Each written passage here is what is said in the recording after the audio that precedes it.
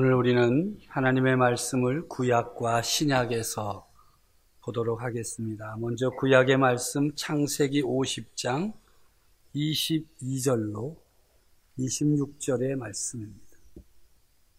요셉이 그의 아버지의 가족과 함께 애굽에 거주하여 110세를 살며 에브라임의 자손 3대를 보았으며 므낫세의 아들 마길의 아들들도 요셉의 스라에서 양육되었더라.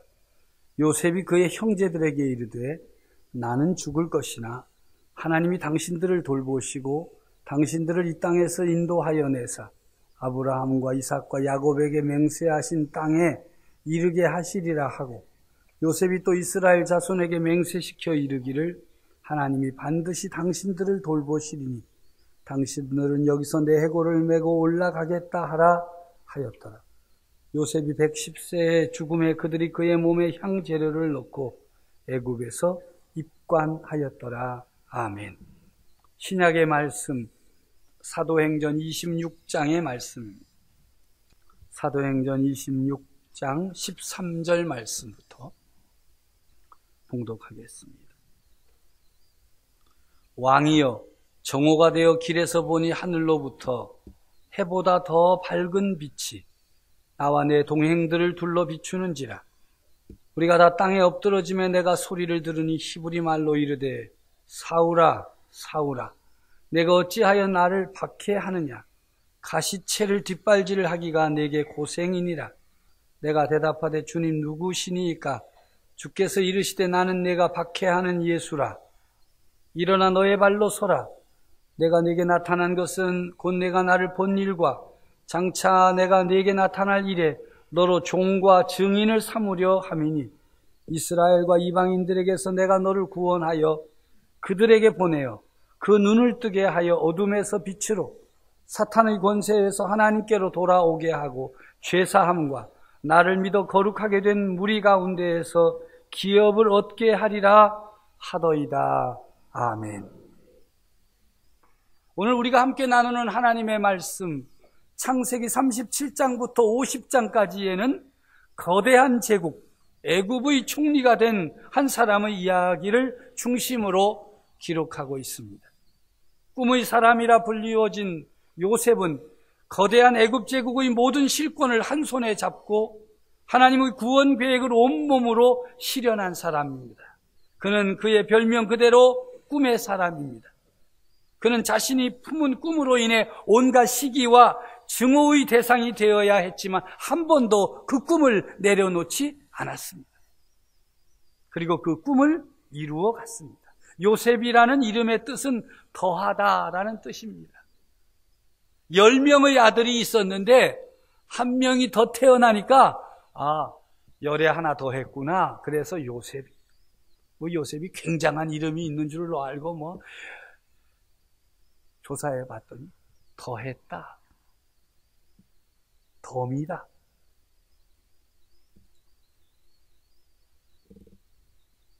그는 하나님의 은총에 의하여 더해진 아들입니다. 형들 입장에서 보면 그는 때늦게 태어난 달갑지 않은 동생입니다.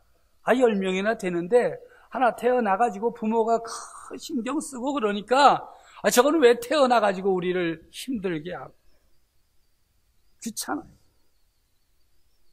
그러나 말씀대로 하면 요셉은 특별한 선물로서 더해진 아들입니다. 그가 하나님의 은총에 의하여 더하여진 아들인 것은 그의 가정이 나중에는 그에게 의지하게 되었고 또 그가 품은 꿈이 실현됨으로 가족 전체를 구원하는, 민족을 구원하는 그런 일꾼이 되어졌습니다. 창세기 37장은 창세기의 끝부분까지 계속되는 새로운 이야기의 시작을 알리면서 요셉이 등장하지요. 야곱이 노년에 사랑하던 아들 요셉은 갑작스럽게 등장하면서 가족들 간에 갈등이 생겨납니다. 특히 요셉의 꿈으로 인한 갈등이 심각한 상태임을 드러내줍니다. 그로 인해 꿈과 꿈을 죽이려고 하는 자들 사이에 싸움이 시작됩니다. 요셉이 꿈을 꾸었습니다. 그가 정말 꿈을 꾼 것입니다. 곡식단을 묶을 때 요셉 자신의 단은 일어서고 형님들의 단들은 둘러서서 절하는 꿈을 꾸었습니다. 또 요셉이 꿈을 꾸었습니다. 해와 달과 11별이 요셉에게 절을 하였습니다. 하나님께서 그에게 주신 꿈입니다. 요셉은 그 꿈 이야기를 숨김없이 부모님과 형들에게 하였습니다. 그랬더니 형들은 화를 내고 미워하고 시기했습니다. 아버지 야곱도 요셉을 꾸짖었습니다. 그러나 그 이야기를 마음에 간직했다고 성경은 증언합니다. 이후로 요셉은 꿈꾸는 자로 살아갑니다. 형들도 꿈꾸는 자가 온다라고 놀려댔습니다. 그는 하나님께서 자신에게 보여주신 꿈으로 인해서 자신에게 어떤 일이 닥쳐올지 몰랐지만 그 꿈을 소중하게 지켜갑니다. 요셉이 자신의 꿈을 지켜나가려고 할 때 그 꿈에 맞서는 대적의 세력들이 계속적으로 나타납니다. 형들이 그러했습니다. 보디발의 아내가 그러했습니다. 7년의 기근이 그러했습니다. 이들 모두는 요셉의 꿈에 맞섰지만 한결같이 다 실패하고 물러갔습니다. 그들은 꿈을 이길 수가 없었습니다.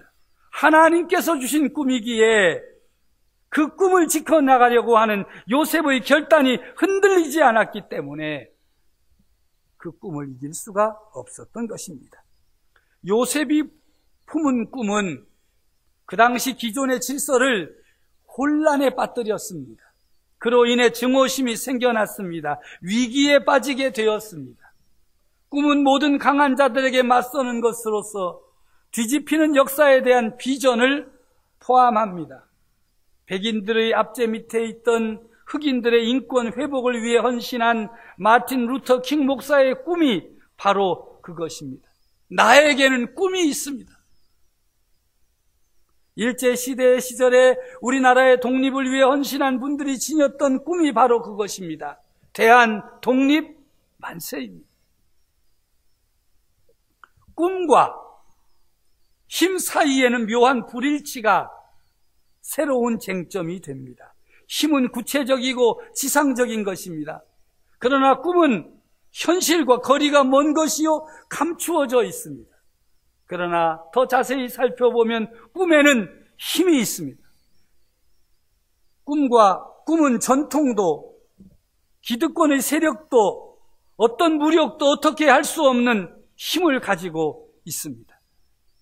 요셉과 형들과의 관계를 살펴보면 그것을 알 수 있습니다. 형들은 먼저 난 자들입니다. 그들은 자기들이 원하는 것들을 이미 소유하고 있습니다. 그들의 나이와 힘에 비추어 볼 때 요셉은 한없이 무기력합니다. 이런 상황 속에서 요셉은 꿈을 꾸고 있습니다. 꿈은 현재의 상황과는 다른 새로운 상황을 희망하는 한 방식입니다.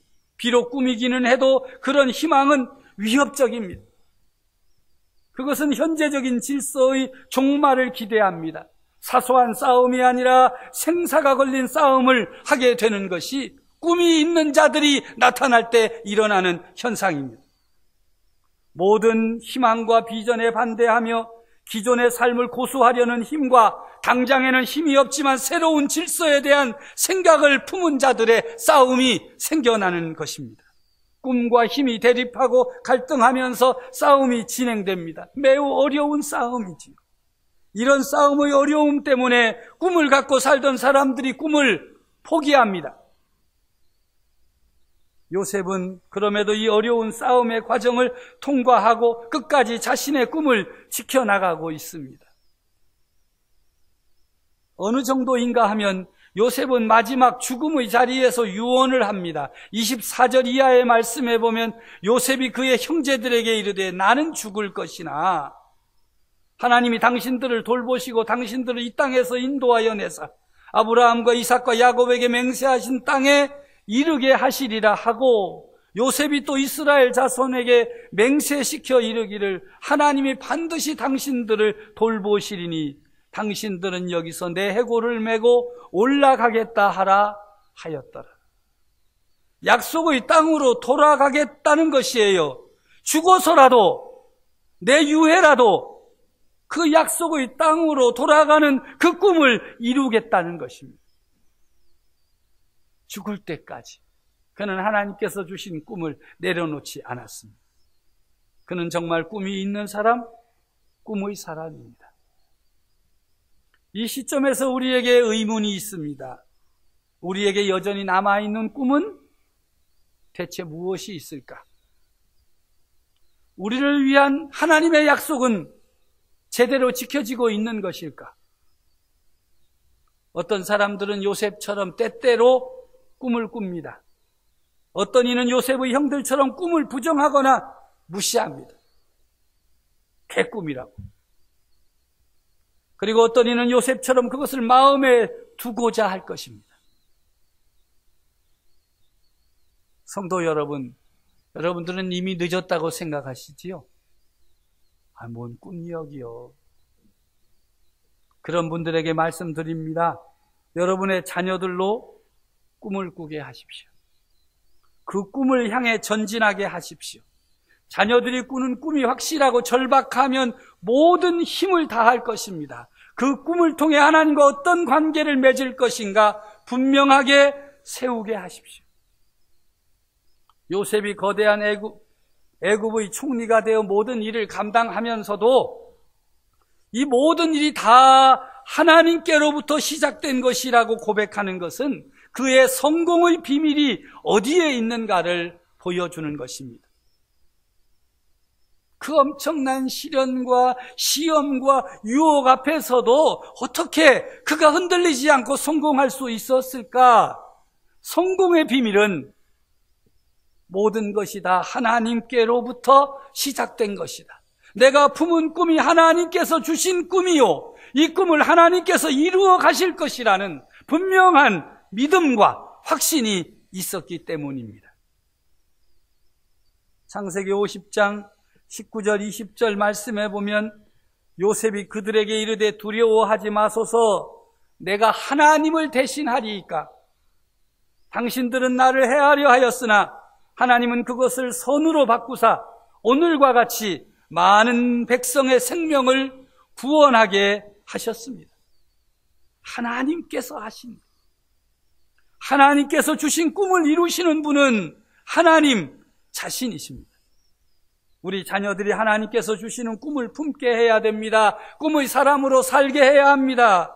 세상적인 기준으로 재지 말고 세상적인 힘으로 가로막지 말고 꿈의 사람으로 꿈을 이루어 주시는 하나님을 신뢰하면서 살아가도록 격려하고 힘을 더해 주어야 할 것입니다. 특별히 청소년과 청년들이 하나님께서 주시는 꿈을 품게 해야 됩니다.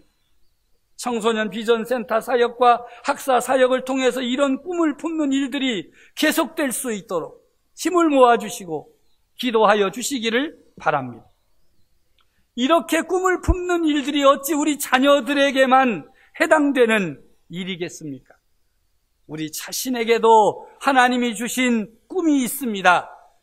깨져버린 꿈, 묻어둔 꿈, 포기한 꿈이 있을 것입니다.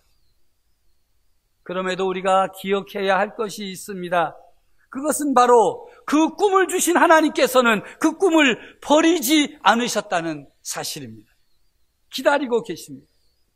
우리가 그 꿈을 회복하고 찾아내어 꿈의 사람으로 살아가기를 원하십니다. 언제까지입니까? 요셉의 경우를 볼 때 숨질 때까지입니다. 마지막으로 사명으로 살아야 하겠습니다. 구약의 요셉과 견줄 수 있는 사람이 신약에서는 사도 바울입니다. 요셉이 꿈의 사람이라면 사도 바울은 사명의 사람입니다. 우리가 신약의 본문으로 잡은 사도행전 26장에는 평생을 사명에 사로잡혀 살았던 한 사람의 이야기가 소개되고 있습니다. 요즘식으로 말하면 자기소개서가 여기에 기록되어 있습니다. 바로 하나님 나라의 꿈과 비전을 사명으로 삼았던 사도 바울의 이야기입니다. 그는 사도행전 26장 13절 이하에 자신이 어떻게 예수 그리스도를 만나게 되었고 믿게 되었는지를 말하고 있어요. 왕이여, 정오가 되어 길에서 보니 하늘로부터 해보다 더 밝은 빛이 나와 내 동행들을 둘러 비추는지라. 우리가 다 땅에 엎드러지며 내가 소리를 들으니 히브리 말로 이르되 사울아 사울아 내가 어찌하여 나를 박해하느냐. 가시채를 뒷발질하기가 내게 고생이니라. 사도 바울의 원래의 이름이 사울이에요. 그는 이 놀라운 상황 속에서 자기를 부르시는 분을 향해 이렇게 물었습니다. 주님, 누구십니까? 그러자 주님께서 대답하시기를 나는 내가 박해하는 예수다. 그리고 계속 말씀하십니다. 일어나 너의 발로 서라. 내가 내게 나타난 것은 곧 내가 나를 본 일과 장차 내가 내게 나타날 일에 너로 종과 증인을 삼으려 함이다. 땅에 엎드려져 있는 사울을 향해서 일어나 너의 발로 서라. 내가 너를 종과 증인으로 삼겠다 하시는 말씀 앞에서 사울이 큰 충격을 받았어요. 지금까지 자신이 행한 모든 일들이 얼마나 어이없는 일인가를 깨닫게 되었으니 그 충격으로 아무것도 할 수 없게 되었습니다. 해보다 더 밝은 빛으로 인해 눈은 떴으나 아무것도 보지 못하고 사람의 손에 끌려 다메섹으로 들어가서 3일 동안 보지도 못하고 먹지도 못하고 마시지도 아니하였어요. 먹을 수도 없고 마실 수도 없고 아무것도 볼 수 없는 시간이 사흘이나 계속되었습니다. 사울에게 이 시간은 정말 긴 시간이었을 것입니다. 잠깐 눈을 감고 있기도 불편한 일인데 사흘이나 아무 대책 없이 눈뜬 장님 신세가 되었으니 얼마나 기가 막힌 일입니까? 더욱이 나는 내가 박해하는 예수라고 하신 음성을 들었으니 얼마나 큰 충격이었겠습니까? 어찌 음식을 먹을 수 있었겠으며 어찌 마실 수가 있었겠습니까?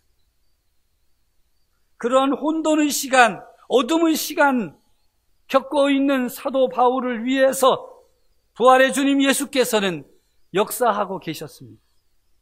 다메섹에 있는 아나니아라는 제자를 환상 중에 불러주셨습니다.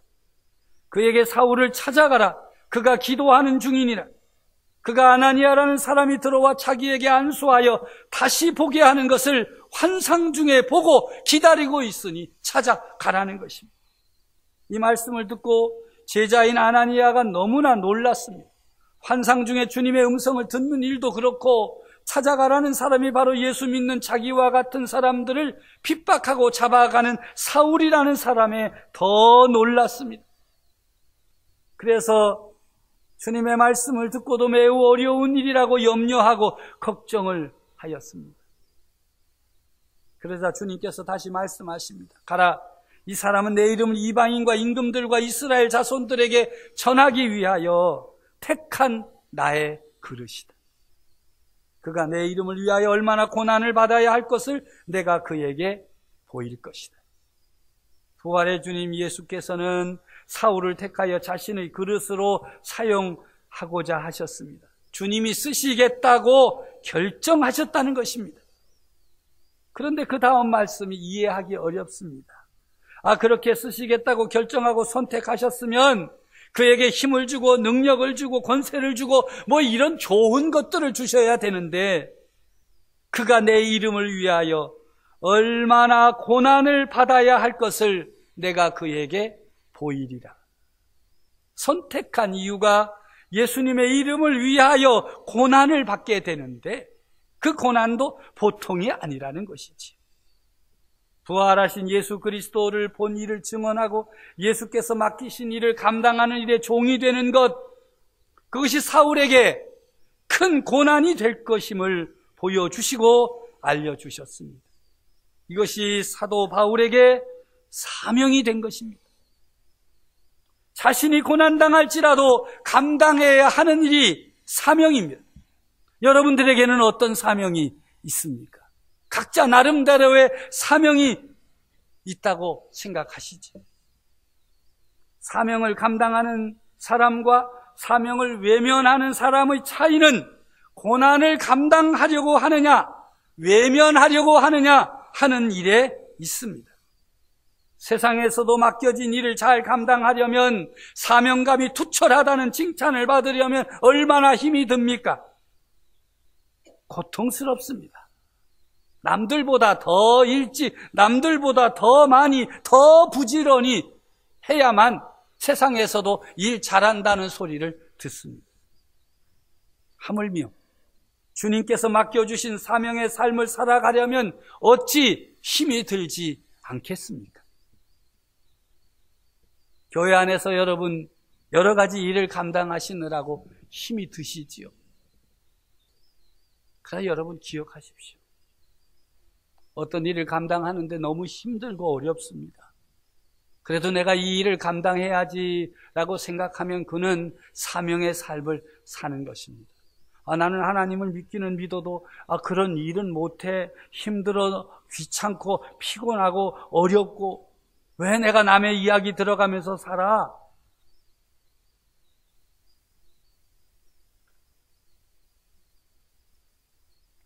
(17절) 이하에 사울이 감당하여야 할 사명에 대해서 분명하게 말씀하고 있습니다.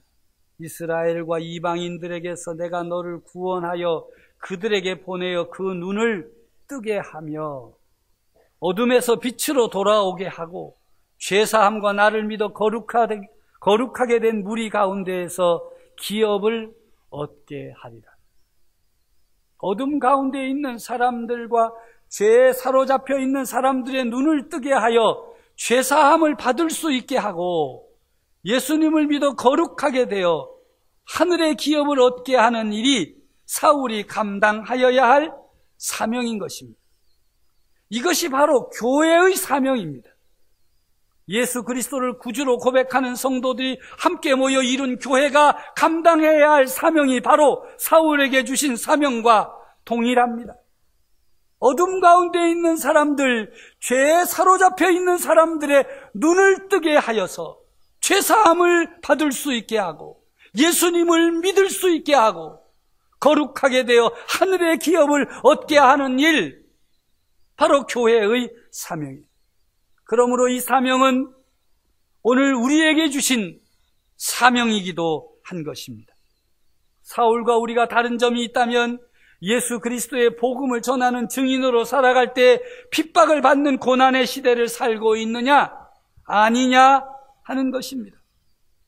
사도 바울이 고난 가운데에서도 도망하지 않고 목숨을 걸고 전했던 예수 그리스도의 복음은 매우 단순합니다. 23절의 말씀입니다. 함께 읽습니다.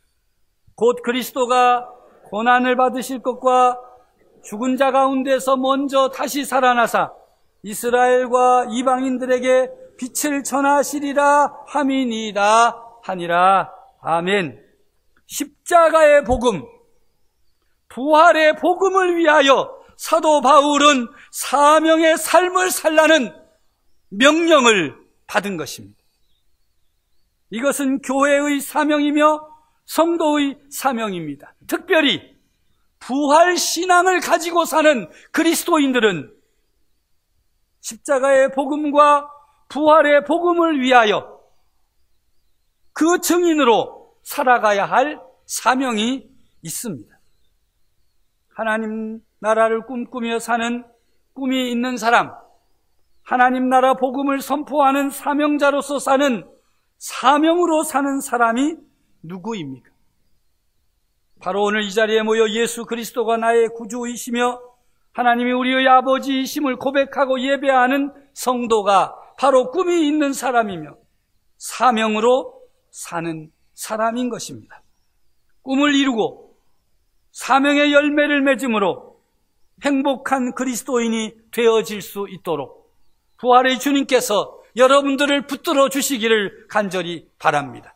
보혜사 성령님께서 여러분들을 감동시키셔서 사명으로 사는 삶, 때론 힘들고 어려울지라도 이 길은 내가 가야 할 길이라고 고백하며 한 걸음 한 걸음 나아가는 능력을 덧입혀 주시기를 간절히 바랍니다.